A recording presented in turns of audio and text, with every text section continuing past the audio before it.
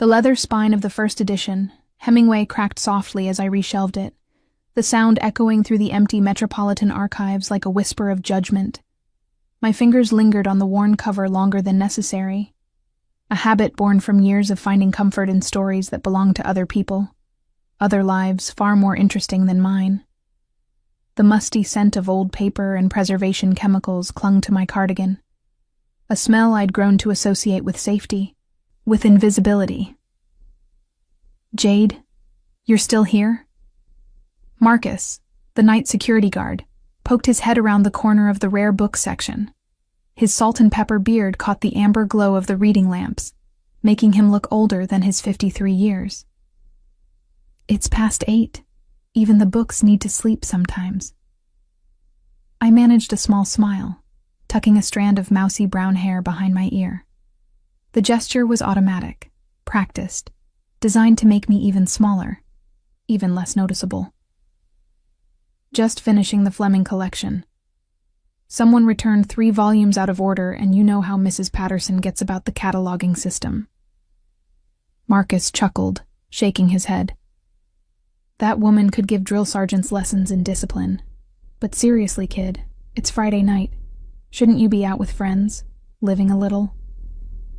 The suggestion sent an uncomfortable flutter through my stomach. Friends. I had colleagues who smiled politely when we passed in the hallways, acquaintances who remembered my name at the coffee shop downstairs. But friends. Real friends who called just to talk, who invited you to things, who dragged you places you didn't want to go. "I'm fine here," I said, turning back to the shelf to hide the flush creeping up my neck. "Besides, I have plans tomorrow." It wasn't entirely a lie. I had plans to reorganize my apartment's bookshelves, to finally finish that historical romance I'd been reading in fragments for the past month, to maybe, if I felt particularly brave, walk past the building where he might be, where he always was on Saturday afternoons, according to the patterns I'd observed over 3 years of careful, shameful watching. But Marcus was already retreating, his footsteps fading into the labyrinth of stacks, leaving me alone with the weight of my own pathetic routine. I pulled my phone from my pocket, the screen lighting up to reveal a message from my college roommate, the closest thing I had to a friend. "Riley, birthday girl, we're picking you up at 10. No excuses. Dress code, something that doesn't scream librarian." My thumb hovered over the keyboard, ready to type out another polite refusal, another excuse about early mornings or headaches or the fictional sick aunt I'd invented sophomore year. But something stopped me. Maybe it was the date glowing at the top of the screen, a stark reminder that I was turning 24 in less than 4 hours. Maybe it was the way Marcus had looked at me, with that mixture of pity and concern that made me feel like a specimen under glass. Or maybe it was the memory that always lurked at the edges of my consciousness, waiting for quiet moments like this to surface. 3 years ago, in a subway station that smelled of urine and desperation, when rough hands had grabbed my purse and I'd been too frozen to even scream. The sound of footsteps, quick and purposeful. The blur of a man in an expensive suit moving with the fluid grace of a predator. The crack of bone meeting bone. The thief crumpling to the ground. My purse returned to my shaking hands. And him. Dominic Valenti. I hadn't known his name then. Not until I'd seen his face weeks later in a newspaper article about a new nightclub opening in Tribeca. But I'd known other things. The exact shade of his eyes, darker than espresso but somehow warmer. The small scar that bisected his left eyebrow, barely visible unless you were close enough to count his breaths. The way he'd looked at me for exactly 3 seconds, his gaze assessing, cataloging, dismissing, before he'd walked away without a word. He hadn't recognized me. Why would he? I was nobody. Nothing. Just another helpless woman in a city full of them. He'd probably saved a dozen people that week alone. Forgotten them all by breakfast the next day. But I hadn't forgotten him. Me. What kind of something? Riley's response was immediate, as if she'd been waiting for any sign of weakness. "Riley." The kind that makes strange men buy you drinks. I'm thinking the red dress we bought you for graduation that you've never worn. 10 p.m. sharp. And Jade? This is happening whether you like it or not. Sophia and I already have a key to your apartment, remember? I did remember. I'd given it to them freshman year during a flu scare, and they'd never returned it. A fact that had seemed touching at the time and now felt ominous. The rest of my shift passed in a blur of reshelving and cataloging.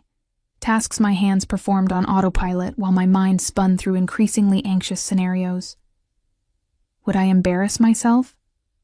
Would I say something stupid? Do something awkward? Confirm everyone's suspicions that I was better suited to dusty archives than actual human interaction? By 9:30, I was standing in my cramped studio apartment, staring at the red dress hanging from my closet door like an accusation. It was beautiful, objectively speaking. Silk that caught the light, a neckline that suggested without revealing, a hem that ended just above the knee. Riley had insisted it was perfect for my coloring, that it made my boring brown hair look rich, and my pale skin seem luminous instead of sickly. I'd never worn it because looking at it made me feel like a fraud, like I was playing dress-up in someone else's life. The buzzer sounded at exactly 10 o'clock, and I opened the door to find Riley and Sophia already dressed for conquest. Riley, with her glossy black hair and curves that seemed designed to break hearts, wore something silver and dangerous. Sophia, tall and elegant in a way I'd never manage, had chosen emerald green that made her tan skin glow. "Oh, thank God," Riley said, pushing past me into the apartment. "You're actually wearing it. I was prepared to physically wrestle you into submission." "I'm not sure about this," I started, but Sophia was already steering me toward the door, her grip surprisingly strong for someone so willowy. "Nope, no backing out. It's your birthday, and we're celebrating whether you like it or not. We're going to Nocturne." My stomach dropped. "The nightclub? The new one in Tribeca?" "The very same," Riley said, her smile sharpening with mischief. "I know a guy who knows a guy who got us on the VIP list. Apparently, it's impossible to get into normally, but tonight we're special." Nocturne. I knew that name, had seen it in articles about New York nightlife, about the mysterious owner who'd transformed an abandoned warehouse into the city's most exclusive venue, Dominic Valenti's club. The place he owned, operated, the territory he controlled with the same casual authority he'd shown that night 3 years ago. This was a mistake. A terrible, catastrophic mistake. But Riley's arm was already linked through mine, and Sophia was calling for an Uber, and before I could formulate a coherent protest, we were sliding into the back seat of a car that smelled of cheap air freshener and other people's perfume. The drive to Tribeca took 20 minutes that felt like both seconds and hours. My reflection in the window showed a stranger, someone with lips painted dark enough to be bold, eyes lined with precision I'd practiced 5 times before getting right. I looked almost pretty, almost confident, almost like someone who belonged in a place like Nocturne. Almost. The club announced itself from a block away, bass thrumming through the sidewalk like a heartbeat, a line of beautiful people wrapped around the building's corner. The exterior was understated, just a discreet door and a single word etched in chrome letters. Nocturne. "Come on," Riley said, pulling me past the line toward a different entrance where a man the size of a refrigerator stood with a tablet. She spoke to him in low tones, showed him something on her phone, and his expression shifted from bored hostility to professional courtesy. The door swung open, revealing a staircase descending into pulsing light and sound. And just like that, we were inside. The interior of Nocturne was everything the exterior wasn't.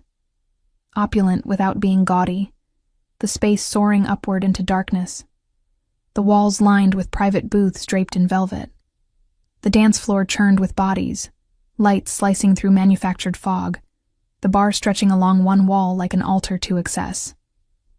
"First round's on me," Sophia shouted over the music, disappearing toward the bar before I could protest.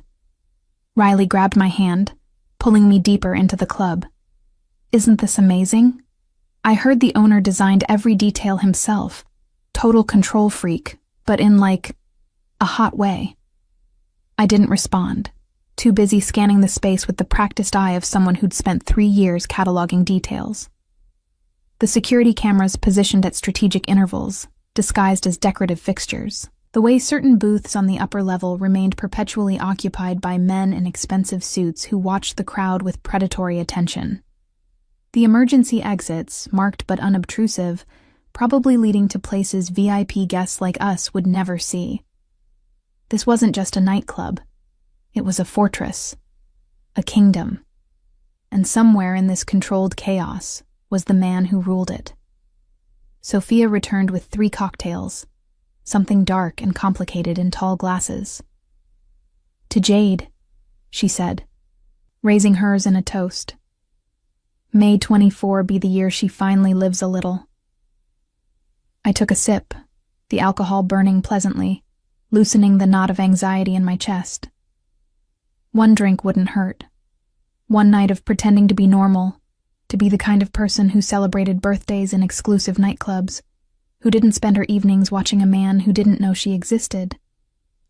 We danced, or rather, Riley and Sophia danced while I swayed awkwardly, trying to mimic their fluid confidence. The alcohol helped, blurring the edges of my self-consciousness, making the music feel less overwhelming and more like something I could almost surrender to. I was on my 2nd drink, starting to think maybe this wasn't so terrible after all, when it happened. My purse, the small leather crossbody I'd bought specifically because it was supposed to be secure, slipped from my shoulder as I turned. I lunged for it, but someone bumped into me, and it skittered across the floor, disappearing under a table in one of the private booths. Shit, I muttered, dropping to my hands and knees, the music suddenly too loud, the lights too bright. I crawled under the table, my dress riding up, my dignity evaporating with each undignified shuffle forward. My fingers closed around the purse's strap, just as shoes appeared in my peripheral vision. Expensive shoes. Italian leather so soft it probably cost more than my monthly rent. My gaze traveled upward, past tailored trousers, past a shirt that fit with the precision of custom tailoring, past a jawline that could cut glass, to eyes the exact shade of dark espresso I'd cataloged in my memory 3 years ago. Dominic Valenti stood over me, his hand extended not in offer of help, but in expectation. And in that hand, held between his fingers like evidence, was my purse. The purse I'd dropped. The purse he'd apparently retrieved before I could. The purse that contained, tucked in its inner pocket, the diary I'd been keeping for 3 years. The diary filled with pages and pages of observations, of memories, of letters I'd written and never sent. Letters addressed to him, confessing every shameful detail of my obsession, my pathetic, consuming love for a man who didn't know I existed. Our eyes met, and I watched comprehension flicker across his face as his fingers found the zipper, as he began to open it, as he froze. Time fractured into fragments, each second stretching like taffy, as I watched Dominic Valenti's fingers pause on the zipper of my purse. From my undignified position on the floor, still half-crouched beneath the table, I could see the exact moment curiosity shifted into something harder in his expression. His thumb moved, sliding the zipper open with deliberate slowness, and I felt my entire world tilt on its axis. "Please," I whispered, the word barely audible over the pulsing music. "That's mine." His gaze dropped to me, really seeing me for the first time, and I watched recognition flicker across his features. Not recognition of who I was, because how could he possibly remember the forgettable woman he'd helped years ago? But recognition that I was terrified. That whatever was in that purse mattered desperately, which, of course, only made him more interested. "You dropped it," he said, his voice a low rumble that I felt in my chest despite the bass thrumming through the floor. His accent was subtle, Italian syllables softening certain consonants, a remnant of a childhood I knew he'd spent in Sicily. Not because he'd told me, but because I'd read it in the profile piece the Times had published last year. The one I'd saved in a folder on my laptop alongside 47 other articles that mentioned his name. I know. Thank you. Can I have it back? I scrambled to my feet, my knees protesting, my dress twisted awkwardly around my hips. I tugged it down with one hand while reaching for the purse with the other, but he pulled it back, just slightly, just enough to keep it out of reach. In a moment, he said, and then he was turning, walking toward the booth I'd crawled under, sliding into the curved leather seat with fluid grace. The two men already sitting there, both wearing suits that screamed money and menace, immediately stood and moved away without a word, dismissed by nothing more than his presence. I should have run. Should have abandoned the purse, grabbed Riley and Sophia, fled into the night. But my feet carried me forward instead, drawn by the same gravity that had kept me circling his orbit for 3 years. I stood at the edge of the table, my hands clasped in front of me like a supplicant, and watched as he withdrew the small leather-bound book from my purse. The diary. Oh God, the diary.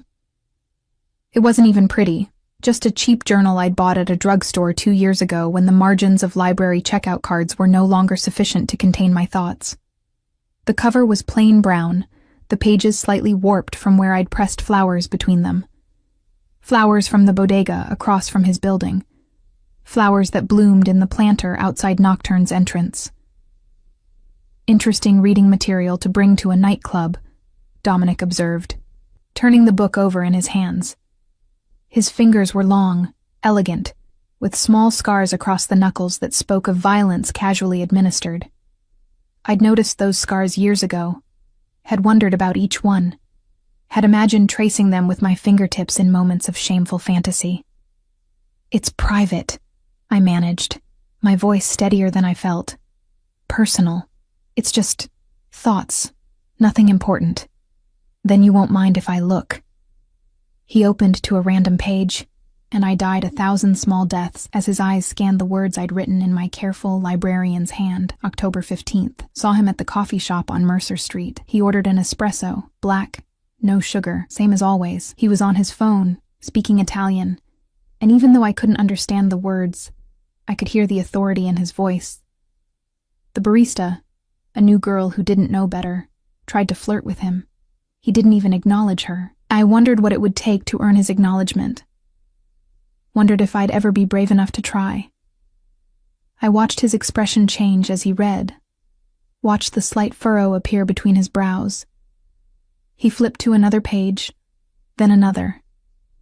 And I wanted to disappear, to dissolve into the darkness of the club, and never exist again. January 3rd. 3 years today since he saved me. I wonder if he remembers. Probably not. I was nobody to him, just another victim in a city full of them. But he was everything. Still is. I know it's wrong. Know I should forget him. Move on. But how do you forget someone who changed the entire trajectory of your existence in the span of 30 seconds? This is about me, Dominic said, and it wasn't a question. He looked up from the diary, his dark eyes boring into mine with an intensity that made my breath catch. You've been watching me. No, I lied automatically, then caught myself. I mean, not like that. Not in a creepy way. I noticed you. Sometimes. In public places. You documented my coffee preferences, he said, his voice dangerously quiet. My schedule. The routes I take through the city. The names of my associates. He flipped through more pages, and I could see the words I'd written. Harmless observations that together formed a damning pattern. Who do you work for? The question caught me off guard. What? I work at the Metropolitan Archives. I'm a librarian. No one catalogs another person's life with this level of detail unless they're being paid to do it, Dominic said, his tone hardening. Or unless they're planning something. So which is it? Information broker? Private investigator? Or are you working for one of my competitors?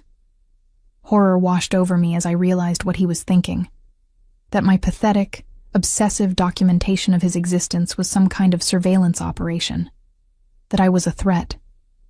I'm not working for anyone, I insisted, my voice rising to be heard over the music. I swear I'm just a librarian. A stupid, lonely librarian who developed an inappropriate fixation on someone she has no business thinking about. That's all this is. He studied me for a long moment, and I could see him cataloging details the way I'd cataloged his. My cheap dress that didn't quite fit right, my drugstore makeup, my nervous hands twisting together. The assessment of someone used to identifying threats and dismissing irrelevancies. Sit, he said finally, gesturing to the seat across from him. I should go find my friends, I said, glancing desperately toward the dance floor where Riley and Sophia were probably wondering where I'd disappeared to. Sit, he repeated, and the word carried enough weight that my legs obeyed before my brain could formulate a protest. The leather of the booth was butter soft against my thighs, the table between us suddenly feeling less like furniture and more like a barrier between predator and prey. Dominic set the diary on the table, his hand resting on it possessively, and leaned back in his seat. Tell me about the night we met, he said. Your version. My mouth went dry. You remember? No, he admitted. But apparently you do. In detail. He tapped the diary with one finger. So tell me. I swallowed hard, my throat clicking. It was 3 years ago, November 19th. Thursday night around 9:30, Canal Street Station. A man grabbed my purse and I was too shocked to fight back. You stopped him. Returned my purse. Didn't say anything, just looked at me for a few seconds, and then left. And from that, you developed a 3-year obsession? His tone was skeptical, but I caught something else underneath it. Curiosity, maybe, or calculation. I didn't mean to, I said, the words tumbling out in a rush. I tried to forget, tried to move on. But then I saw your picture in the newspaper a few weeks later, and I looked you up, and then I couldn't stop looking. It became this thing, this habit. I'd walk past your building on my way home from work even though it was out of my way. I'd read articles about your businesses. I trailed off, shame burning in my chest. I know how it sounds. I know it's wrong. But I never approached you, never tried to contact you, never did anything that would actually affect your life. Except document every detail of it, Dominic said, picking up the diary again. He flipped to a page near the middle, and I recognized the date. 6 months ago. June 7th, quote, watched him from across the street as he dealt with the man in the blue sedan. Couldn't hear what was said, but the man looked terrified. Dee touched his shoulder, almost gently, and the man nodded and drove away. The gesture would have seemed friendly to anyone else, but I could see the threat in it. The reminder that kindness from him is a privilege, not a right. My blood turned to ice. That night, I'd been walking home from a late shift, had seen Dominic standing outside Nocturne talking to someone in a parked car. I'd stopped in a doorway across the street, watching, and even from a distance I could sense the tension in the interaction. What else did you see that night? Dominic asked, his voice soft in a way that made my survival instincts scream. Nothing, I said quickly, too quickly. Just what I wrote. I kept walking after a minute, went home. He was quiet for a long moment, studying me with those dark, unreadable eyes. Then he pulled out his phone, typed something, and set it face down on the table. Here's what I think, he said, his tone conversational, almost friendly. I think you're telling the truth about being a librarian. The detail orientation, the careful documentation, the social awkwardness. It all fits. But I also think you've seen and heard more than what's in this diary. Things you didn't write down because some part of you knew it was dangerous. I don't know what you're talking about, I whispered. The man in the blue sedan, Dominic continued as if I hadn't spoken. He owed me a significant amount of money. He was also considering testifying against me in an ongoing investigation. That conversation you witnessed was me convincing him that neither option was in his best interest. I didn't hear anything, I insisted. I was too far away. Perhaps, Dominic allowed. But you were there. You saw. And now I have to decide what to do about that. The threat in his words was unmistakable, and my hands began to tremble. I would never tell anyone. I haven't for 3 years, have I? Everything I know, everything I've seen, it stayed in that diary. Just observations. Just my thoughts. Thoughts that could be very valuable to the right people, he said. The district attorney, for instance. Or the FBI. Or any number of my competitors who would pay well for the kind of detailed surveillance you've been conducting. It's not surveillance. The words burst out of me, louder than intended.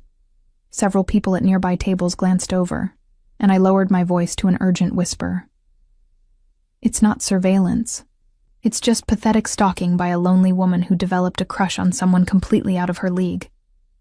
That's all it is. Dominic's phone buzzed on the table. He glanced at it, his expression darkening, then looked back at me. Stay here, he said, sliding out of the booth. Don't move, don't leave, don't talk to anyone. I'll be back in 5 minutes, and we're going to continue this conversation. My friends, I started, but he cut me off. We'll be fine without you for a few minutes. Stay. He picked up the diary, tucking it into his jacket pocket, and walked away, disappearing into the crowd with the ease of someone who owned every space he occupied. I sat frozen in the booth, my mind racing. I should run. Should grab Riley and Sophia and flee while I had the chance. But something kept me pinned in place, some combination of fear and that same magnetic pull that had kept me orbiting his life for 3 years. A woman appeared at the table, tall and elegant in a dress that probably cost more than my monthly salary. Mr. Valenti asked me to keep you company, she said, sliding into the seat he'd vacated. Her smile was polished and professional, but her eyes were calculating. I'm Natasha. I manage the VIP services here at Nocturne. I'm fine alone, I said, but she didn't move. He insisted, Natasha said, and I understood that I was being guarded, kept in place. Would you like another drink? Something to eat? I'd like my purse back, I said, realizing for the first time that Dominic had taken it with him along with the diary. I'm sure Mr. Valenti will return it shortly, Natasha said, her tone suggesting the subject was closed. We sat in uncomfortable silence, the music pounding around us, and I watched Natasha watch me, cataloging, assessing, reporting back through some invisible channel to her employer. I'd become a specimen under observation, a problem to be analyzed and solved. When Dominic returned exactly 5 minutes later, he wasn't alone. The man with him was older, maybe 50, with silver threading through dark hair and eyes that had seen too much. He wore a suit as expensive as Dominic's, but carried himself with the relaxed confidence of someone who'd moved beyond needing to prove anything. Jade Winters, Dominic said, and hearing my full name in his voice sent a shiver down my spine. This is Marcus Bellini. He has some questions for you. Marcus slid into the booth beside Natasha, who immediately stood and left without a word. He smiled at me, friendly and warm, but I could see the predator beneath the pleasant exterior. Ms. Winters, he said, his voice carrying a heavier Italian accent than Dominic's. I have just had a very interesting conversation with the head of security at the Metropolitan Archives. Lovely woman, Mrs. Patterson. She had glowing things to say about you. Very dedicated employee. Always punctual. absolutely trustworthy with sensitive materials. My stomach dropped. They'd called my boss. They'd reached out to my workplace within 5 minutes of learning where I worked. She also mentioned, Marcus continued, that you have security clearance for the restricted collections, access to historical documents that are not available to the general public. Is that correct? Yes, I whispered. But I would never. Of course not, Marcus said smoothly. That wasn't my implication. I'm simply establishing that you're a person who can be trusted with sensitive information, who understands discretion. He paused, letting the words sink in. The question is whether that discretion extends beyond your professional life. It does, I said quickly. I swear I've never told anyone anything, not about what I've seen, not about. I gestured helplessly at where the diary had been. 3 years, Dominic said, pulling my attention back to him. He'd sat down across from me again, his presence overwhelming in the confined space of the booth.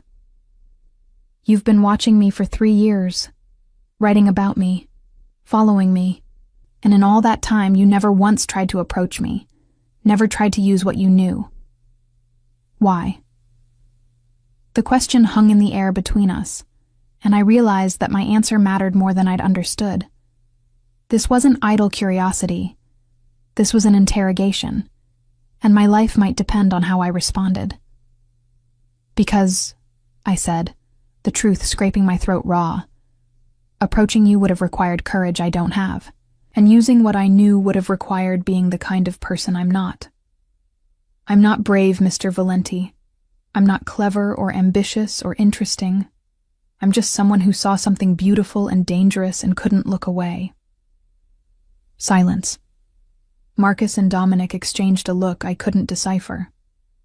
Beautiful, Dominic repeated, something shifting in his expression. You think I'm beautiful? Heat flooded my face. That's what you got from that? I just confessed to 3 years of stalking you, to documenting your life, to potentially witnessing God knows what illegal activities. And you're stuck on the word beautiful?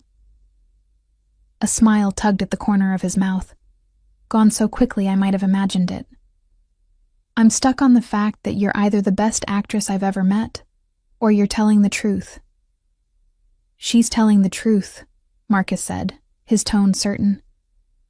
I've interrogated enough liars to know one when I see one. This one?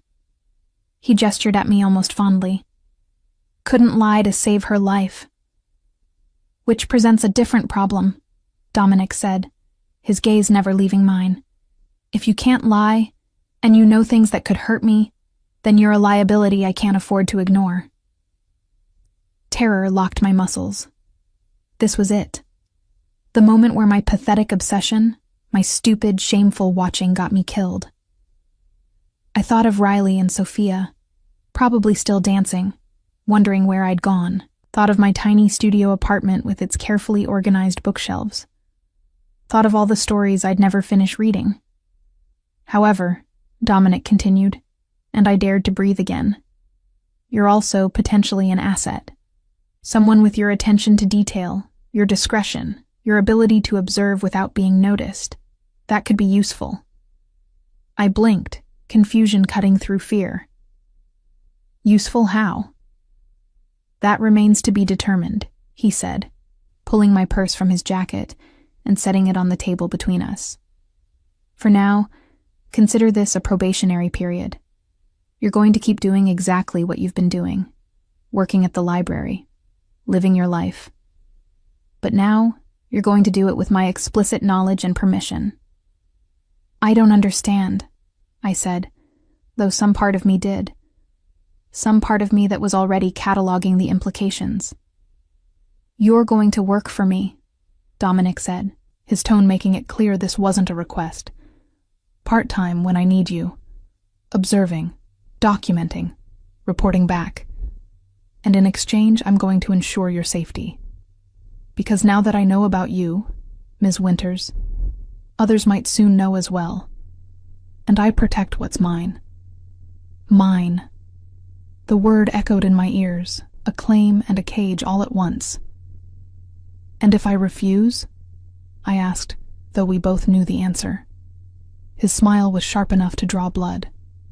"You won't." The business card Dominic pressed into my palm felt heavier than it should. Thick cardstock with raised lettering that spelled out a name and a phone number. Nothing else. No company, no title, just the essential information rendered in elegant simplicity. I stared at it as Marcus and Dominic stood, the two men towering over me in my seated position. "Call that number tomorrow," Dominic said. "Someone will give you instructions." "Tomorrow's Saturday," I said stupidly, as if that mattered, as if the normal rhythms of the work week held any meaning in whatever world I'd just stumbled into. "I'm aware," Dominic replied, his tone dry. "The instructions will be simple. Follow them precisely." They left me there in the booth, surrounded by the pulsing chaos of Nocturne, my purse returned but my diary still in Dominic's possession. Collateral, I realized. Insurance that I would comply. I found Riley and Sophia right where I'd left them, dancing with a group of men who melted away as I approached. Riley took one look at my face, and her expression shifted from tipsy joy to concern. "What happened? You look like you've seen a ghost." "I need to go home," I said, my voice flat. "I'm sorry. I know it's my birthday, but I can't. I need to leave." Sophia exchanged a glance with Riley, some silent communication passing between them. "Okay," she said simply. "Let's get you home." The ride back to my apartment passed in a blur. Riley and Sophia peppered me with questions I couldn't answer, concern giving way to frustration when I remained silent. By the time we reached my building, they'd given up, extracting only a promise that I'd text them in the morning to let them know I was okay. I wasn't okay. I didn't sleep that night, instead lying on my bed fully dressed, staring at the ceiling and replaying every moment of the encounter. The way Dominic's fingers had looked holding my diary, the certainty in his voice when he'd claimed me as his, the understanding that my life had fundamentally changed in the span of 30 minutes. At some point, exhaustion pulled me under, and I woke to harsh afternoon sunlight streaming through my curtains and my phone buzzing insistently on the nightstand. An unknown number. My hands shook as I answered. "Hello?" "Ms. Winters." The voice was female, crisp and professional. "Mr. Valenti has requested your presence at his residence this evening at 7. An address has been sent to your phone along with a car service confirmation. The driver will arrive at your building at 6:30. Dress code is business casual. Do you have any questions?" I had about 1,000 questions, but the only one that made it past my lips was, "What if I can't make it? Then Mr. Valenti will be very disappointed." The implication was clear. Disappointing Dominic Valenti was not advisable. "We'll see you at 7, Ms. Winters." She disconnected before I could respond. I checked my messages to find the promised address, a building in the West Village that I recognized from one of my documented walks. The building I knew, from careful observation, that Dominic called home. The rest of the day crawled by in agonizing slow motion. I tried to read, to distract myself, but the words blurred together. I tried to eat, but nothing settled in my stomach. Finally, at 6, I forced myself to shower and dress in the most business casual outfit I owned. Black slacks and a cream blouse that I usually saved for meetings with department heads. The car arrived precisely at 6:30, a sleek black sedan that looked wildly out of place on my shabby street. The driver, a middle-aged man with kind eyes and a professional demeanor, held the door for me without comment. The drive to the West Village took 20 minutes. We pulled up in front of a converted warehouse with industrial windows and a discreet entrance. The driver came around to open my door, gesturing toward the building. "Top floor," he said. "The elevator code is 1119. The date we'd met. The date of the subway rescue." My hands went cold. The building's lobby was minimalist and modern, all concrete and steel with strategic lighting that made the space feel expensive rather than industrial. The elevator was the kind that required a code, and when I entered the numbers, it rose smoothly, without stops, directly to the penthouse. The doors opened onto a private foyer, and Dominic stood there waiting, dressed in dark jeans and a white shirt, with the sleeves rolled to his elbows. Casual in a way I'd never seen him, but no less commanding for it. "Ms. Winters," he said, gesturing for me to enter. "Thank you for coming." As if I'd had a choice. His apartment was exactly what I'd imagined and nothing like I'd expected. Open plan, with exposed brick and floor-to-ceiling windows that offered a stunning view of the city. But instead of the cold minimalism I'd anticipated, the space felt lived in. Books lined custom shelves, their spines worn from reading. Art covered the walls, pieces I recognized from my studies. Original works worth more than most people's houses. "Wine?" Dominic asked, moving to a kitchen that looked like something from an architectural magazine.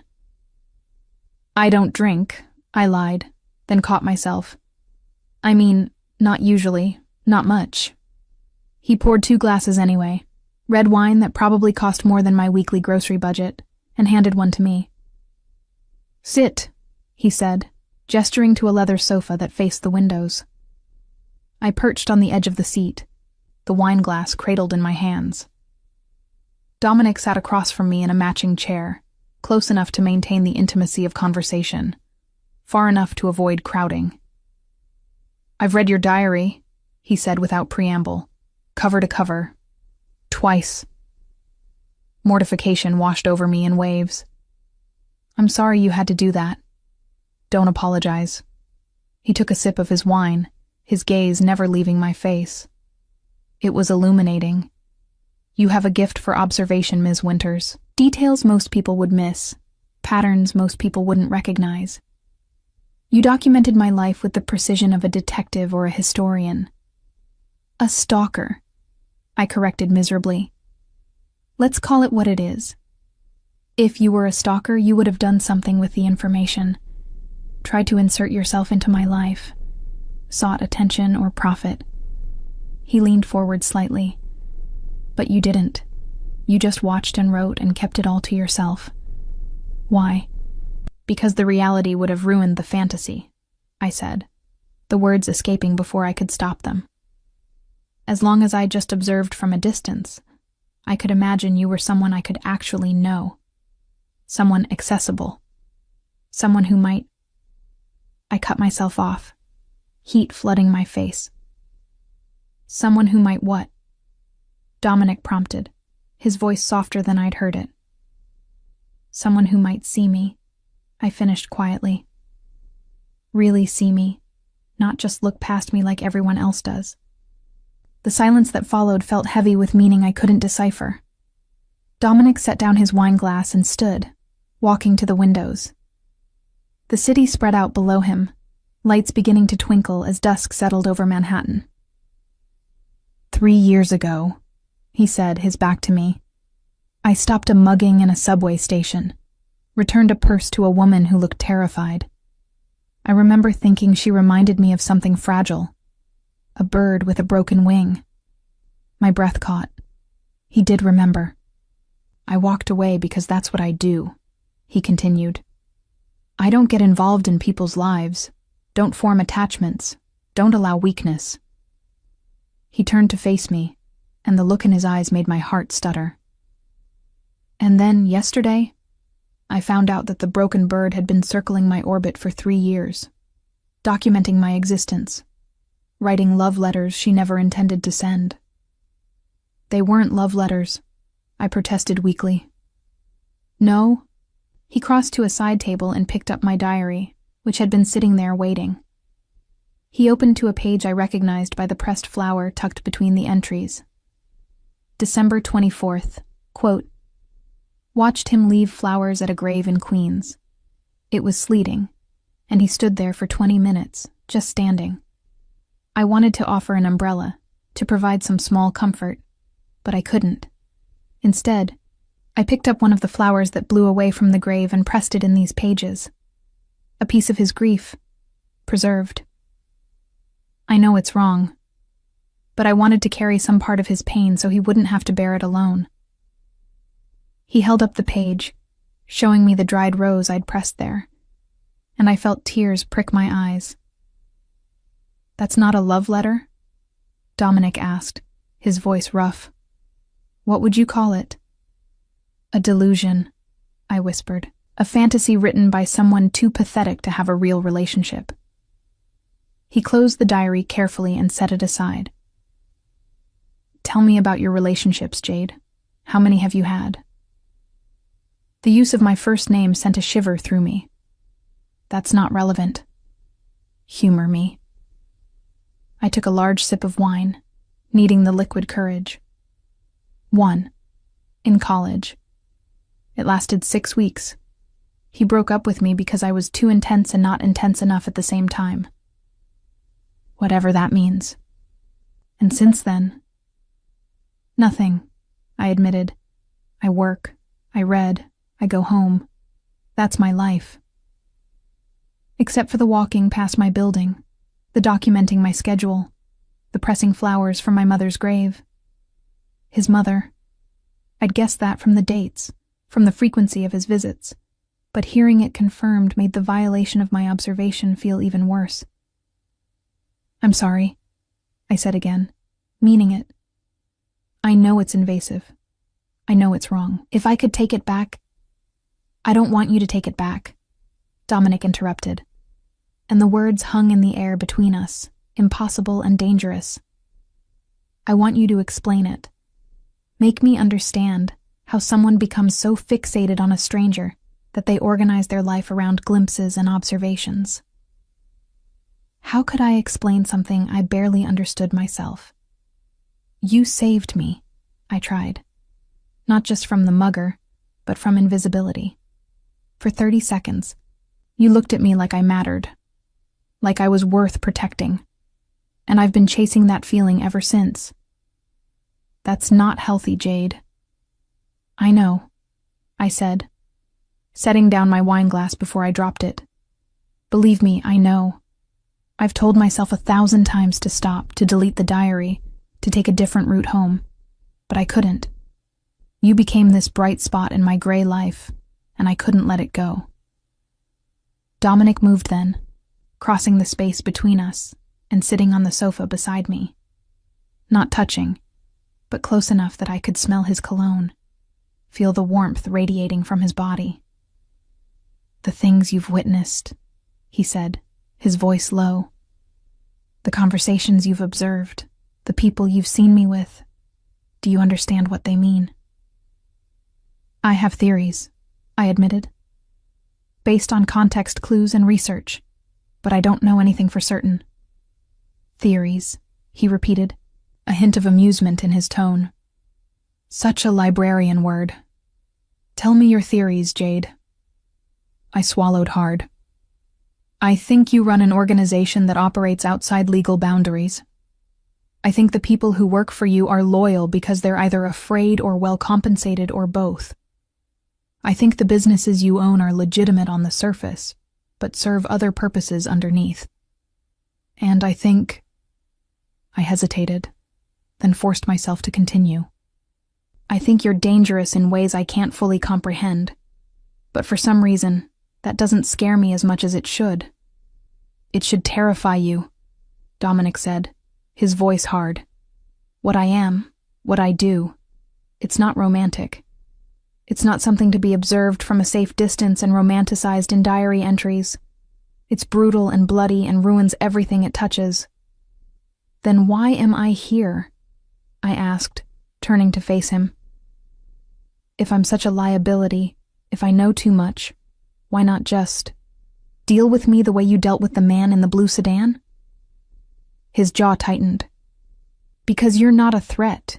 You're a complication. What's the difference? A threat I eliminate, he said simply.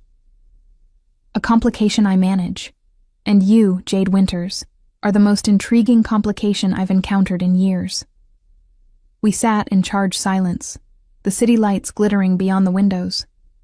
I could feel the heat of his body next to mine, could hear the slight change in his breathing, This close, I could see the faint scar bisecting his eyebrow that I'd catalogued from a distance, could count the dark lashes that framed those espresso eyes. "What do you want from me?" I asked, my voice barely above a whisper. "Really?" Dominic reached out, his fingers brushing my chin, tilting my face toward his. The touch sent electricity racing along my nerve endings. "I want to understand you," he said. "I want to know what makes someone brave enough to observe my life for 3 years, but too afraid to live her own. I want to know if this obsession of yours is real, or if proximity will shatter the illusion." His thumb traced my jawline, a touch so gentle it felt like a question. "And I want to know if you truly understand what you're getting into by entering my world." "I don't," I admitted, my heart hammering against my ribs. "I don't understand any of this. But I want to." His eyes searched mine for a long moment, and I saw something shift in their depths. A decision being made, a line being crossed. "Then let's make a deal," Dominic said, his voice dropping to that dangerous whisper I'd heard him use on the phone when he didn't know I was listening. "You work for me. Officially. You use those observation skills, that attention to detail, to help me with certain situations that require discretion. In exchange, I'll give you what you've been seeking: access, understanding, the reality behind the fantasy you've built." "And if the reality disappoints me?" I asked. His smile was sharp and knowing. "Then at least you'll be free of this obsession. You can move on with your life knowing exactly what you were wasting 3 years watching." It was a deal with the devil, and we both knew it. But I was already nodding, already agreeing, already crossing a threshold I could never step back over. "Okay," I whispered. "I'll do it." Dominic's hand fell away from my face, and he stood, the moment of intimacy vanishing as quickly as it had appeared. Back to business, back to control. "Good," he said. "We start Monday. Someone will contact you with your first assignment. For now." He picked up my diary and held it out to me. "This is yours. I've had copies made for security purposes, but the original belongs to you." I took it, the leather warm from his hands, and clutched it to my chest like a shield. "Thank you." "Don't thank me yet," Dominic said, his expression unreadable. "You have no idea what you've just agreed to." He walked me to the elevator, maintaining a careful distance that felt like both protection and rejection. As the doors began to close, he spoke one last time. "Jade? That night in the subway? I remember thinking you had the saddest eyes I'd ever seen, like you'd already given up on something essential." The doors slid shut on his next words, but I could still hear them, echoing in my mind. "I'm going to find out what it was." Monday morning arrived with the inevitability of a deadline. I went through my routine at the library with mechanical precision, reshelving returned books, processing new acquisitions, avoiding Mrs. Patterson's penetrating gaze whenever possible. She knew something had changed. I could see it in the way she watched me, cataloging my distraction with the same careful attention I'd applied to Dominic's life. The text came at 2:17 p.m., interrupting my lunch break. "Unknown number. You have a package at the front desk. Collect it immediately." The package was a slim manila envelope with my name typed on the label. No return address, no identifying marks. I waited until I was alone in the break room to open it, my fingers clumsy with anxiety. Inside was a new phone, sleek and expensive, and a single card with typed instructions. "This is your work phone. Keep it on you always. Memorize this number: 212-550147. Delete this card after reading. Someone will call you at 6 p.m. with your first assignment. Do not discuss this with anyone." I stared at the phone for a long moment, the weight of it in my palm feeling like an anchor pulling me under. I could stop this, could throw the phone away, block the numbers, tell Dominic I'd changed my mind, but the memory of his thumb tracing my jawline stopped me. The promise of understanding, of finally being seen. The addictive possibility that maybe, just maybe, proximity wouldn't shatter the fantasy but make it real. I deleted the card's information from my memory with the same precision I'd used to memorize Dominic's schedule over 3 years. Then I slipped the new phone into my purse beside my personal one and returned to work. The call came exactly at 6 p.m.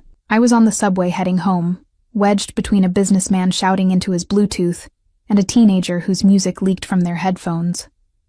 I answered on the second ring. Ms. Winters. It was Marcus Bellini's voice, warm and professional. I hope I'm not interrupting. No, I said, pressing the phone closer to my ear to hear over the subway noise. What do you need? Tonight, 8 p.m. There's a meeting at Nocturne. Mr. Valenti needs you to observe and document. You'll be positioned in the VIP section with a clear view of booth 7. Natasha will provide you with the necessary equipment when you arrive. Equipment? I repeated, confused. Recording devices, mostly. Don't worry, they're simple to use. He paused. Ms. Winters, I should mention that what you'll be witnessing tonight may be uncomfortable. If at any point you feel unsafe or wish to leave, there will be security personnel nearby. Simply tell them you need air, and they'll escort you out. The warning sent ice through my veins. What kind of meeting is this? The kind where we need an impartial observer, Marcus said. Someone who can document what's said without the bias of prior relationships. You're perfect for this, because you have no stake in the outcome. After he hung up, I sat frozen in my seat as the subway rattled through the tunnels. What had I agreed to? What was I walking into? I went home, changed into the same black dress I'd worn Friday night, the only nice thing I owned, and arrived at Nocturne at 7:45. Natasha was waiting at the VIP entrance, her professional smile firmly in place. Right on time, she said, leading me through a private corridor I hadn't known existed. We emerged in a small room overlooking the main club, separated from the noise by thick glass. Through the one-way mirror, I could see booth 7 clearly. Natasha handed me a small device that looked like an expensive pen. Voice recorder, she explained. It will pick up audio from the booth through this. She pointed to what looked like a decorative speaker mounted on the wall. High directional microphone. You'll hear everything they say. Your job is to take notes on the conversation. Not word-for-word transcription, but key points. Names, numbers, agreements reached. Why not just record it? I asked. We are recording it, Natasha said. But Mr. Valenti values human interpretation, nuance, context. That's where you come in. She gestured to a laptop set up on the small desk. Take notes there. They'll be encrypted and sent directly to Mr. Valenti's secure server. She left me alone in the observation room, and I sat down at the desk, my hands trembling. This was surveillance. Real surveillance. Not my harmless watching from street corners. This was participating in whatever Dominic's business actually was. At precisely 8 p.m., people began arriving at booth 7. I recognized one of them from my observations. A heavy-set man in his 50s who always arrived at Nocturne in a Mercedes with diplomatic plates. The others were strangers, but they moved with the same confident arrogance of people used to power. Dominic arrived last, Marcus at his side. He slid into the booth with fluid grace, and even through the one-way glass, I could feel the shift in energy. Everyone deferred to him without question. The conversation that followed was exactly what Marcus had warned me about. Uncomfortable. There was talk of territory and percentage points, of shipments and routes, of officials who needed convincing and competitors who needed warnings. Nothing explicitly illegal, but the implications were clear to anyone listening. I took notes, my fingers flying over the keyboard, documenting the careful dance of negotiation happening below. The heavy-set man wanted something, concessions that Dominic was unwilling to grant. The tension escalated slowly, professionally. until the man made a mistake. He threatened Dominic, implied that he had options, other allies who might be more amenable to his terms. The change in Dominic was instantaneous. He didn't raise his voice, didn't move abruptly, but something shifted in his posture, something cold and deadly that made everyone at the table go still. "Let me be clear," Dominic said, his voice carrying perfectly through the microphone.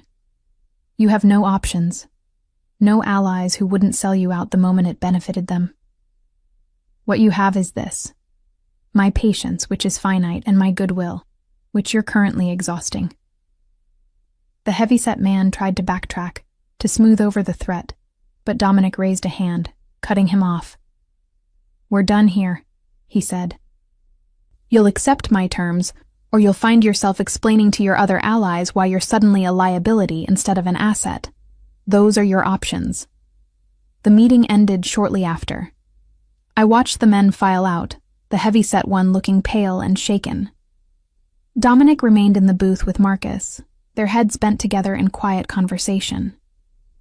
My phone buzzed. A text from the work number. "Come down to the booth." My legs felt unsteady as I made my way down from the observation room. The club was busy now. Bodies pressed together on the dance floor, the bass thrumming through my chest. The booth seemed miles away across that crowded space. Dominic watched me approach, his expression unreadable. Marcus stood as I arrived, offering me his seat with a polite nod before disappearing into the crowd. "Well?" Dominic asked, gesturing for me to sit. I slid into the booth, acutely aware of how close we were in the confined space. "I took notes like you asked. They're on the laptop." "I've already read them," he said. "You're thorough. Captured the important details without getting bogged down in irrelevant conversation."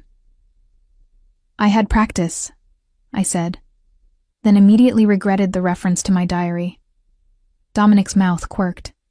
"Indeed. Tell me, Jade, what did you think of what you witnessed tonight?" I chose my words carefully. "I think that man made a tactical error. He thought he had leverage he didn't actually possess." "And what else?" I met his gaze. "I think you let him believe he had options before demonstrating that he didn't. It was calculated. A lesson, not just for him, but for everyone else at that table. Something that might have been approval flickered in Dominic's eyes. You understand power dynamics." "I understand observation," I corrected. "And what I observed was a demonstration of control." "Does it bother you?" he asked. "Watching that, being part of it?" I considered the question honestly. It should bother me, should trigger some moral outrage, some instinct to report what I'd seen. But instead, I felt something else. Fascination. The same magnetic pull that had kept me documenting his life for 3 years. "I don't know yet," I admitted. "Ask me again after I've had time to process." Dominic studied me for a long moment, then signaled to someone I couldn't see. A waitress appeared with 2 glasses of wine. "You did well tonight," he said, handing me one. "Better than I expected for a first assignment." "What happens now?" I asked. "Now you go home. Tomorrow you go to work like normal. When I need you again, you'll receive a message." He paused. "Unless you want to leave now. Walk away from this arrangement. I'd understand." It was a test, I realized. A chance to prove I was committed, or an opportunity to escape. My answer would determine everything that came next.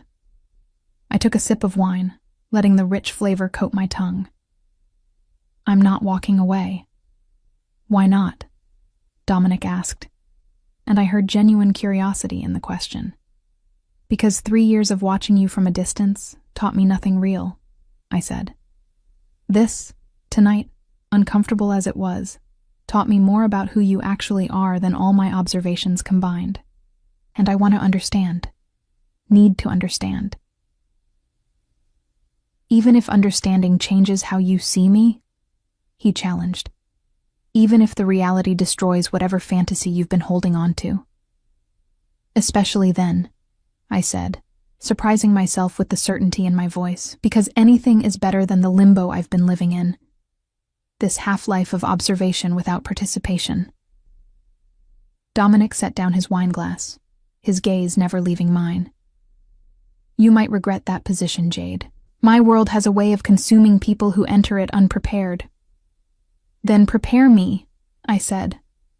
Isn't that what this is? An education? His smile was slow and dangerous. Among other things.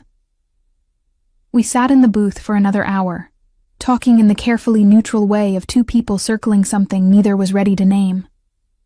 Dominic asked questions about my work at the library, about the books I preferred, about the life I'd built in careful isolation. I asked questions about Nocturne, about the art on his apartment walls, about anything that didn't directly address the dangerous business I'd witnessed.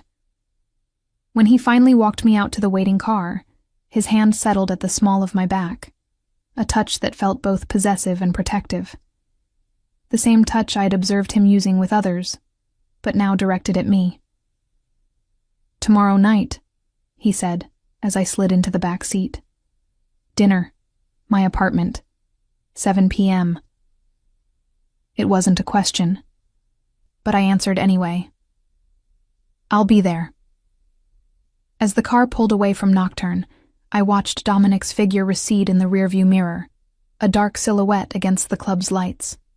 I'd crossed another threshold tonight, moved from observer to participant, from fantasy to dangerous reality. And despite everything I'd witnessed, every instinct screaming that I should run, I knew with absolute certainty that I would show up tomorrow night, and the night after that, and every night he asked me to. Because the broken bird he'd saved 3 years ago had spent all that time learning to fly in circles around him. Now she was being invited into the cage, and she was walking in with open eyes. The flowers arrived at the library Tuesday afternoon, delivered during the quiet lull between lunch and the after-work rush.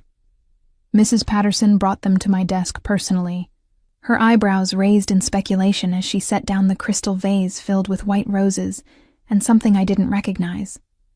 Dark purple blooms with an intoxicating scent that seemed to fill the entire rare books section. Someone has an admirer, she said, her tone carefully neutral, but her eyes bright with curiosity. I pulled the small card from its envelope with trembling fingers. The handwriting was precise, controlled, distinctly masculine. For the broken bird who's learning to fly. See you at 7. D. A friend, I said quickly, tucking the card into my pocket before Mrs. Patterson could read it. She hummed noncommittally, but I caught her watching me throughout the rest of the afternoon, cataloging this deviation from my normal routine the way I'd cataloged Dominic's. I looked up the purple flowers during my break. Aconitum, monkshood, wolfsbane, beautiful, fragrant, and lethally poisonous. The symbolism wasn't lost on me. Everything about Dominic was beautiful and dangerous in equal measure, and I was walking toward it anyway. At 6:30, I left the library in the same black dress I'd worn the night before. I'd brought it in a garment bag, changed in the staff bathroom, applied makeup with hands that shook slightly. Riley had texted 3 times asking where I'd disappeared to Friday night, but I'd pleaded exhaustion and work stress, promises to catch up soon that I wasn't sure I could keep. How did you explain to your friends that you'd been conscripted into working for a man who operated outside legal boundaries? That you were complicit in surveillance that was probably illegal? That you were willingly walking into deeper waters with no idea how to swim? The car arrived exactly on time. Same driver, same professional courtesy. This time, when we pulled up to Dominic's building, he was waiting in the lobby, dressed in dark slacks and a charcoal sweater that made him look softer somehow, more approachable. The illusion vanished when our eyes met, and I saw the predatory intensity in his gaze. Jade, he greeted me, my name in his mouth still sending shivers along my spine. Thank you for the flowers. They're beautiful. Do you know what they mean? He asked, guiding me toward the elevator with that same possessive hand at the small of my back. I looked them up, I admitted. Monkshood, Deadly nightshade. Very subtle messaging. His laugh was genuine, surprising me. I thought you'd appreciate the literary reference, beauty and danger intertwined. It seemed appropriate. The elevator rose smoothly to his penthouse. When the doors opened, I caught the scent of cooking, something rich and savory that made my stomach growl despite my nerves. You cook? I asked, surprised. When I have the time, Dominic said, leading me into the open kitchen. My grandmother insisted I learn. Said a man who couldn't feed himself was no man at all. I perched on a bar stool while he moved through the space with the same fluid confidence he brought to everything else. Watching him cook felt strangely intimate, more personal than the business meeting I'd observed the night before. His sleeves were rolled up, revealing forearms corded with lean muscle and scattered with small scars. I recognized one of them from my observations, a burn mark he'd gotten 2 years ago that I'd never known the source of. How did you get that scar? I asked, pointing. The burn on your left forearm. Dominic glanced down, then back at me with an unreadable expression. You noticed that?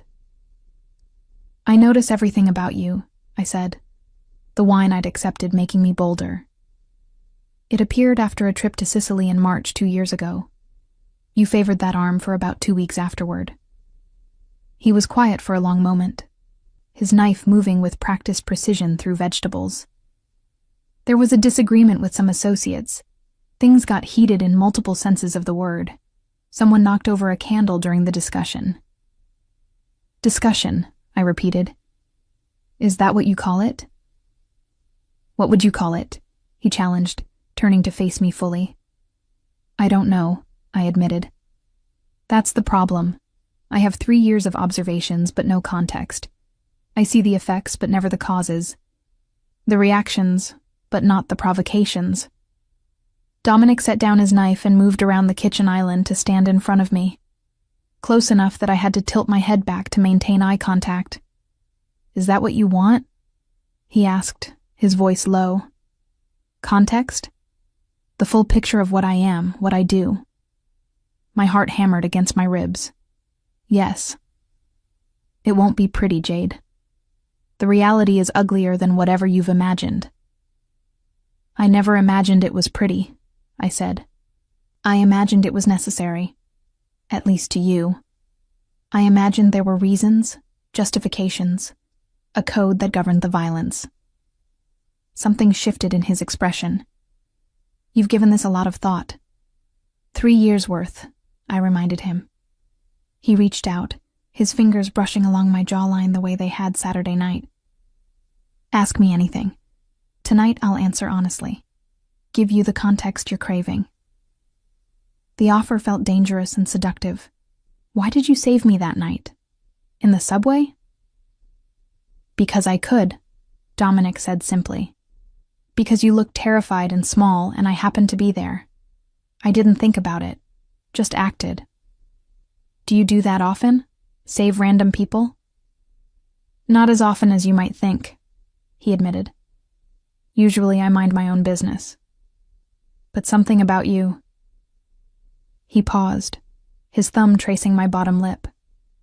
You looked lost, like you'd already accepted something terrible was about to happen. I had, I whispered. I was holding my purse thinking at least it's just things, replaceable things. My life wasn't worth fighting for over a bag. Dominic's hand fell away, his expression hardening. That's the saddest thing I've ever heard. It's honest, I said. I'm good at honest when it doesn't require courage. But you're here now, he pointed out. In my home. Working for me. Knowing what I am. That takes courage. Or stupidity, I countered. I haven't decided which yet. He smiled, returning to the stove.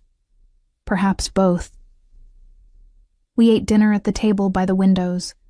The city spread out beneath us like scattered jewels. Dominic had made osso buco, the meat falling off the bone, the flavors rich and complex. We talked through the meal, my questions growing bolder with each glass of wine. his answers becoming progressively more revealing. I learned about his childhood in Sicily, about the poverty that had driven his family to New York when he was 10, about his father's business that had been passed down to Dominic when he was barely 25, about the impossible choice between honoring that legacy and building something legitimate. I tried going straight, he said, swirling wine in his glass. Went to business school, got my MBA, started several legal enterprises, but the family business... He paused. It's not something you just walk away from. There are obligations, expectations, people depending on structures that have existed for generations. So, you manage both, I said. The legitimate businesses and the family obligations. It's not that simple. The lines blur. Money from one enterprise funds another. Connections made through legitimate channels serve less legitimate purposes. He met my gaze. I'm not making excuses. I know what I am. But I'm also not the monster you might think. What are you then? I asked. Practical, Dominic said. The world doesn't run on laws and morality, Jade. It runs on power and leverage. Understanding that, using it, that's what I do. And last night, that meeting? A negotiation with someone who thought he could play in my world without paying the entry fee, Dominic explained. He wanted access to routes I control, wanted to use my infrastructure without compensating me fairly. I corrected his misconceptions. Through threats. Through clarity, he corrected. I made the reality of his position clear. What he does with that information is his choice. I absorbed this, turning it over in my mind. You see it as providing a service, structure and chaos. Essentially, yes. Someone will control these industries, these channels.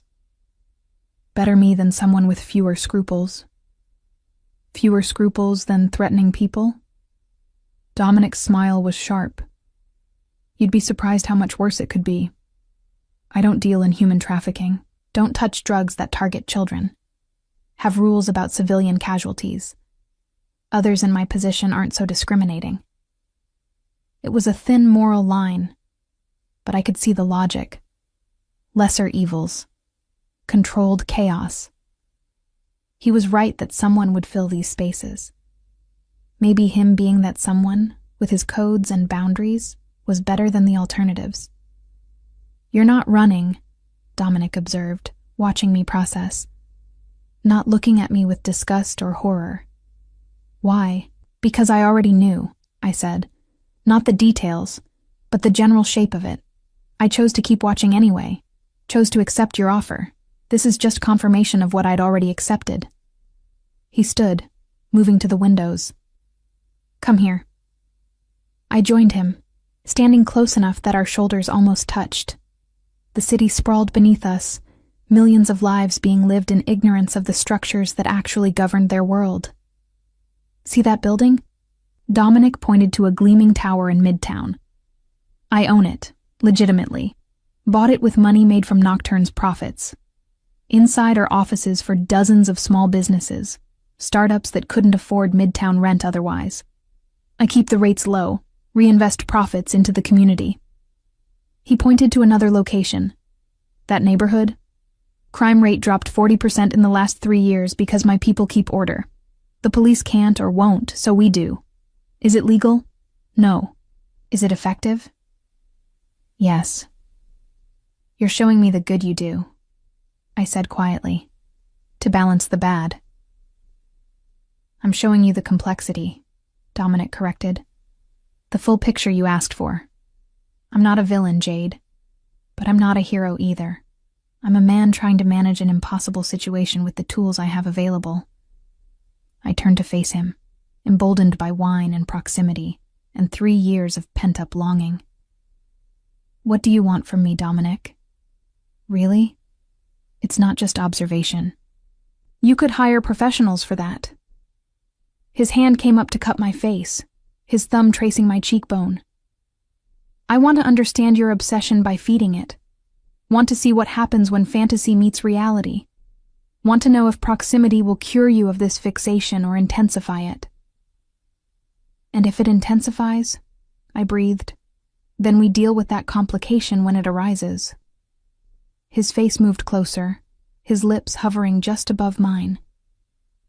But right now, I want to kiss the woman who's been watching me for 3 years, who pressed flowers from my mother's grave in her diary, who took notes on my coffee preferences like they were sacred texts.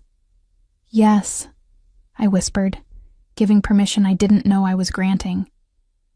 His kiss was nothing like I'd imagined during 3 years of pathetic fantasizing.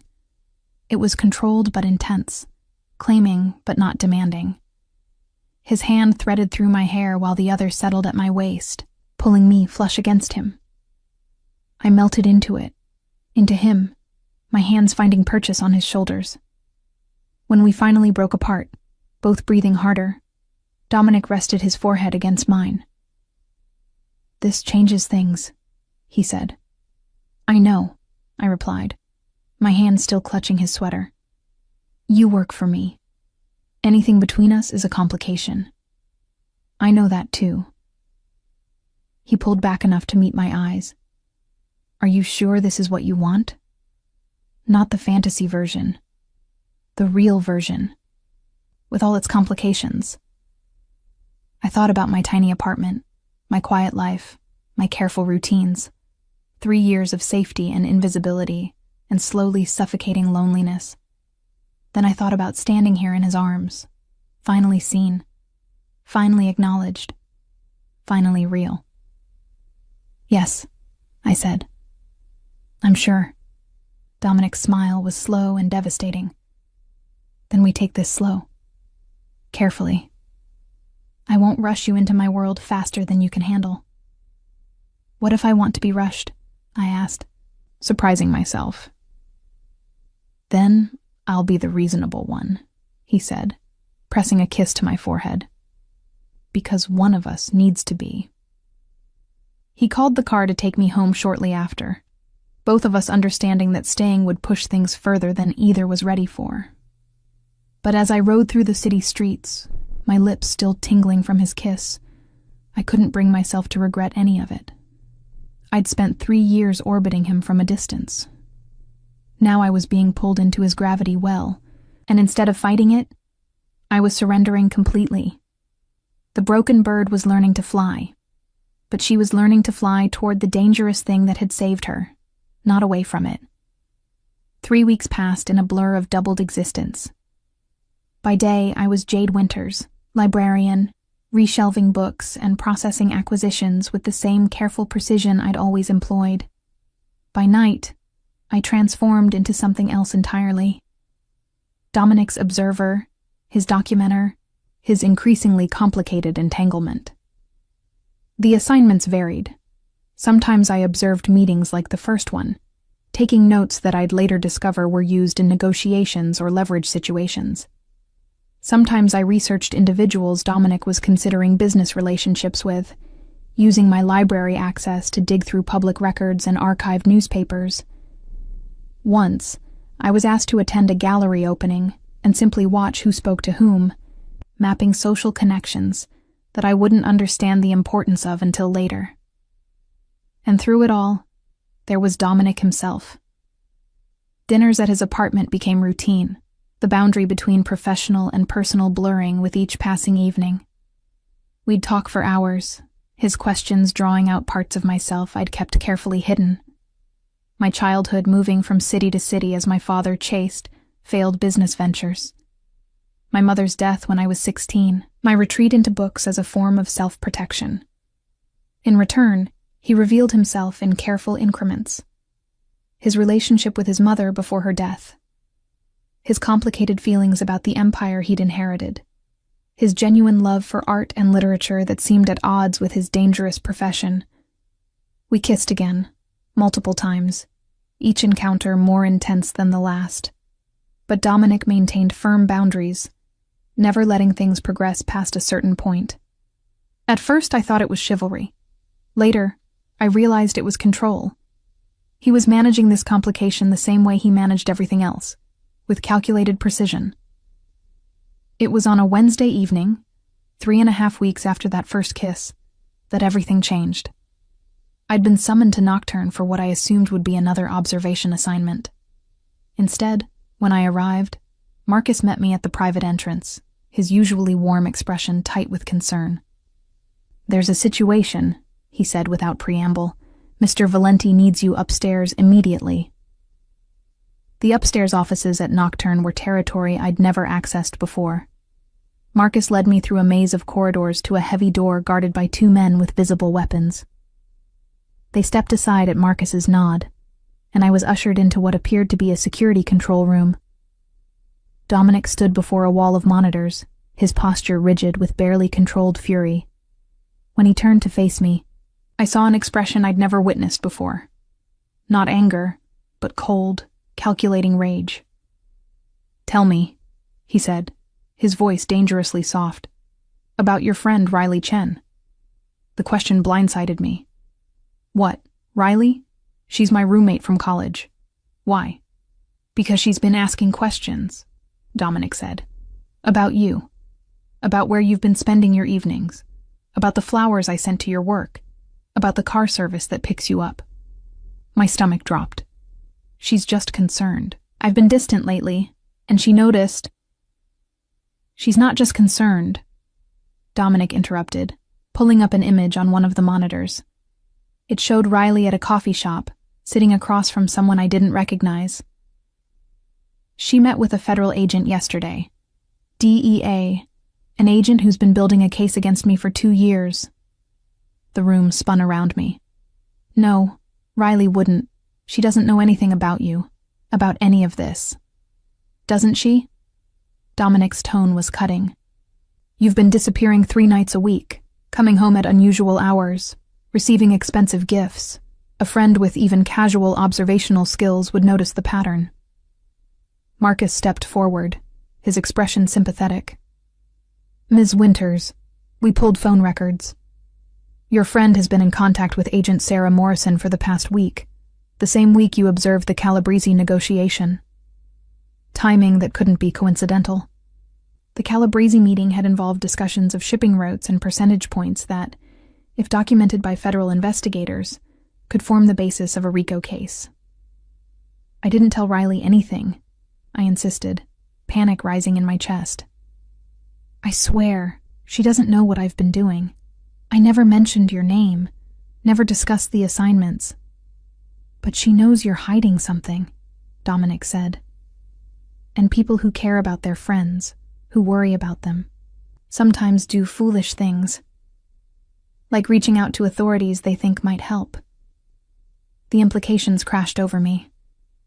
"You think Riley contacted the DEA because she's worried about me? That she thinks I'm in trouble?"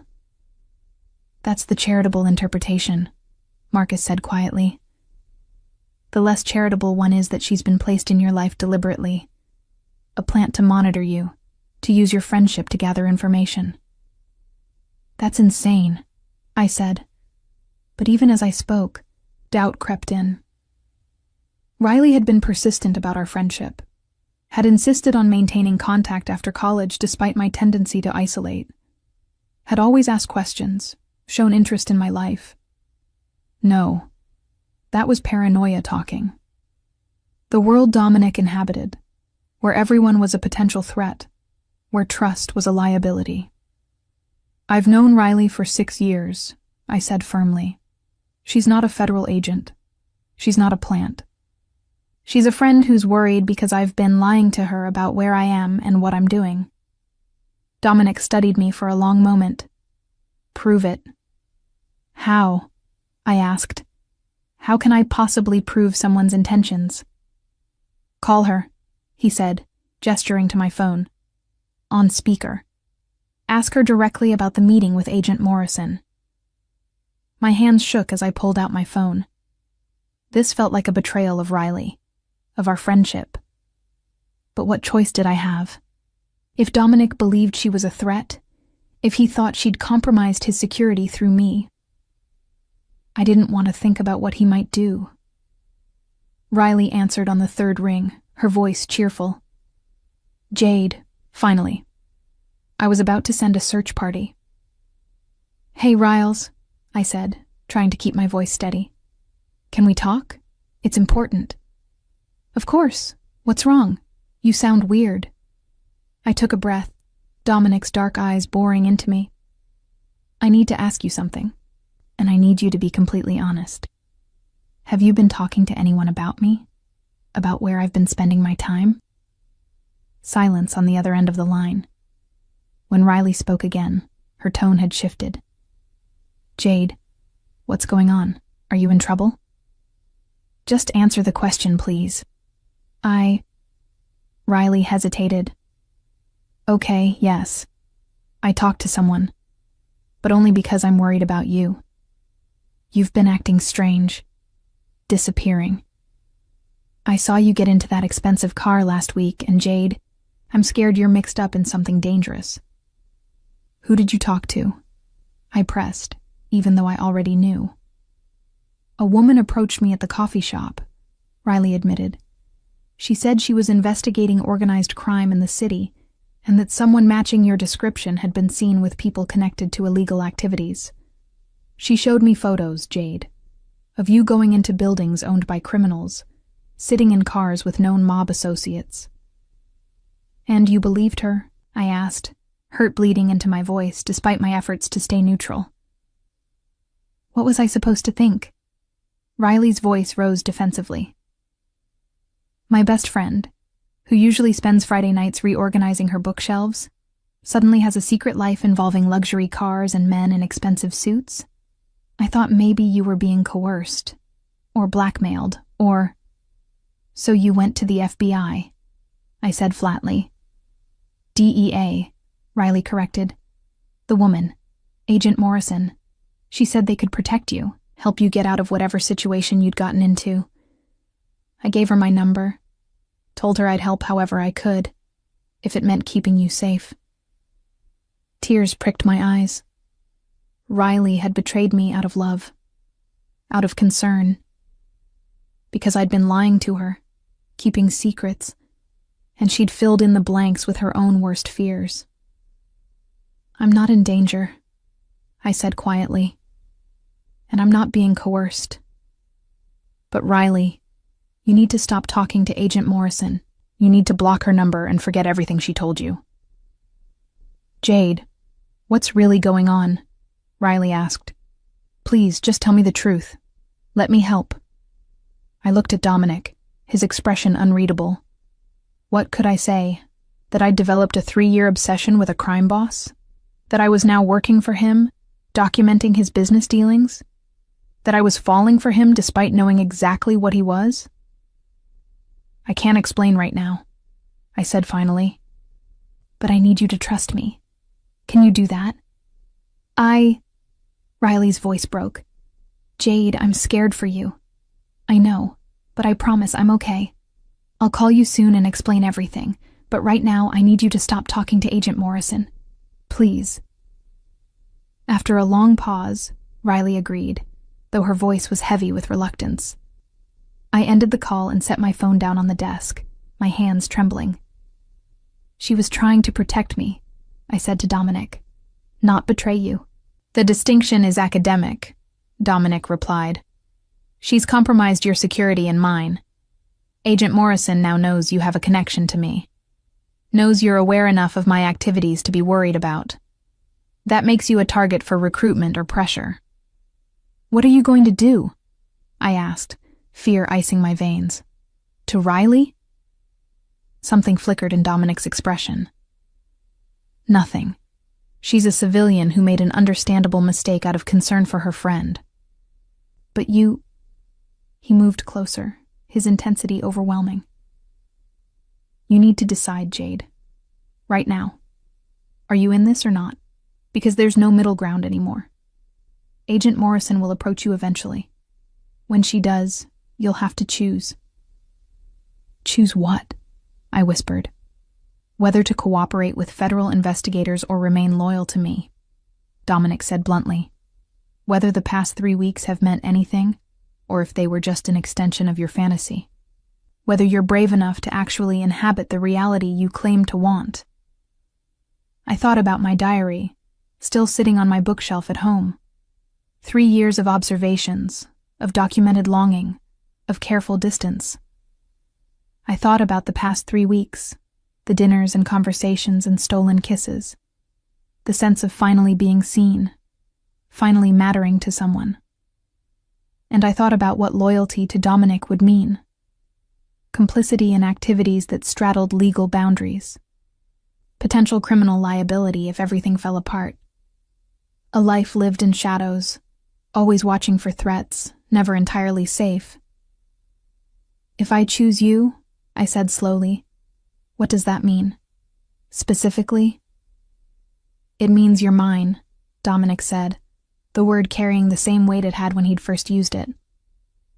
Under my protection, part of my world in every way that matters. It means when Agent Morrison approaches you, and she will, you decline to cooperate. It means trusting me to keep you safe from the consequences of that choice. And if things go wrong, if you're arrested or investigated or... I have lawyers who are very good at their jobs, he said. Contingency plans for every scenario. You'd be protected as best as possible. But I won't lie to you, Jade. There's always risk. Always the possibility that everything falls apart. I looked into his dark eyes, seeing the same intensity I'd cataloged from a distance for 3 years. But now I understood what that intensity meant. The weight of command, of responsibility, of maintaining an empire built on violence and control. I choose you, I said, the words emerging with surprising certainty. I choose this. Dominic's expression softened infinitesimally. You're sure? I've been circling you for 3 years, I said. I think I've always been sure, even when I pretended I wasn't. I just needed you to catch me. He kissed me then, fierce and claiming, his hands tangling in my hair.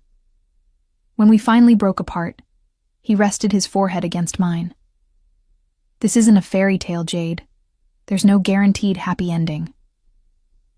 I know, I said, but at least it's real. At least I'm living instead of just observing. Marcus cleared his throat discreetly. Boss, we need to make decisions about Morrison. She'll escalate now that she knows the Winters connection. Dominic nodded, stepping back but keeping one hand at my waist. Put additional security on Jade. I want someone watching her apartment, her route to work, everywhere she goes, and run a full background on Morrison. Find out what she has, what she needs, what she wants. Already in progress, Marcus confirmed. Over the next hour, I listened as Dominic and Marcus strategized, mapping out responses to potential federal moves. I was a complication being managed, a variable being accounted for, a piece being positioned on a board I barely understood.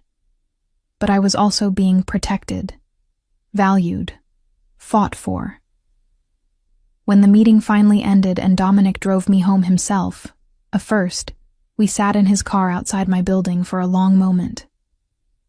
You can still change your mind, he said quietly. Walk away.